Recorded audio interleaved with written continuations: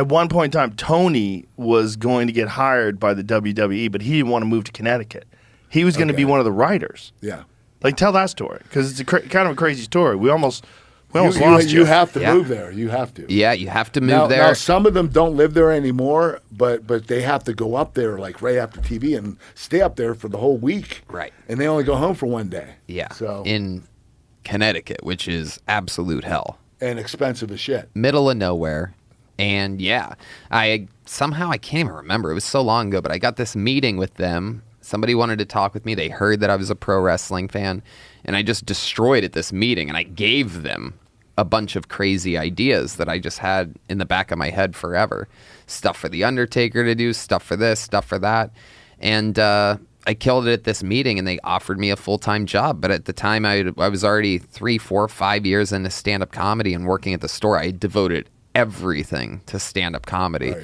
So there's no way I could go backwards, especially for like a job with a boss and bosses and word on the street. Like Patrice O'Neal, a great comedian, took the job. And famously, anybody who takes the job, they're like, it's hell. It's fun. I didn't know Patrice took that job. Oh, he was doing it. He was Really? in it. Oh, yeah. He went to Connecticut, the whole deal? Well, they pay you so good. It's like hundreds and hundreds of thousands of dollars because they make so much money. And the writers are so important because they're putting out so much content, 2, 3 shows a week, pay-per-views, all of these big, long, drawn-out storylines like week after week.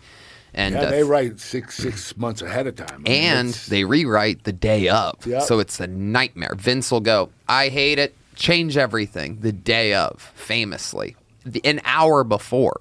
And as a real fan... That's happened many times. Yeah. Yeah. And you hear these things, and it's like, God, it would have been cool if it would have been cool. What I mean by that is like if I could do it during the day and then take a train to New York City and do stand-up, that would have been fine. But it's not that kind of job. It's we need you in the office right now. Where are you? That type of thing. Right, so you could have had a gig. You would have had to cancel your gig. Yeah. Yeah. Ugh.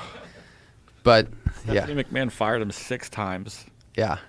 According to this article I'm reading about. That's what they right do. now. They fire you. Who got fired 6 times? Patrice, because he had stand-up gigs conflicting with his WWE stuff, and said and they hired him back. Yeah, it says Stephanie incredulously fired him 6 times. Yeah. That's hilarious. I had no idea Patrice did that. Mm-hmm. I never heard that story. Yeah. I can't believe I haven't mentioned it before. I can't believe I didn't know. Yeah.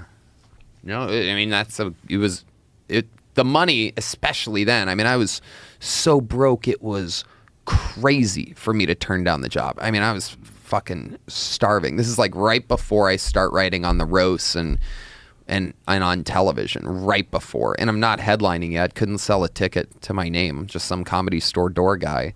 So like I should have, on paper, I am a moron for not taking the job, but it was a huge gamble that thank God paid off. Yeah, well, you believed in yourself. But yeah, I mean, it also would have been fun. It'd be fun to like have a clone of me and live that life for a bit because I think I would have done some really crazy stuff. I think I would have worked my way up really fast and probably been. Oh, you would have been a mastermind at that stuff because you're such a fan. Yeah. And you're so good at writing shit for other people, too. Yeah. You know, Brian Gewirtz, that's what he was. He was a huge fan. I don't know if you know who Brian is. Huh. Well, he's the one that he wrote for The Rock, for me, for Chris Jericho, Edge and Christian.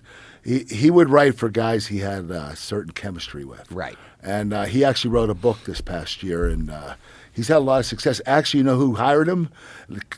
Stole him from WWE, The Rock. The Rock, he works for his production company now. Oh, nice. Yeah, $7 Productions. That's where Brian is now. And that's what you were part of. This guy was part of peak entertainment. You look at Cena, The Rock, Kurt Angle. This was all every Monday, every Sunday, every Thursday, every Friday. Everybody's a star. They stayed stars. Hogan's movie career, while he was in some stuff, it was always like, kind of low budget. Tonight on the USA Network, a Hulk Hogan movie. Whereas, The Rock is fucking, he's number 1, right? Yes. And Cena and Batista are kicking ass. Yeah, Batista, exactly. And this is all his class. These are his people.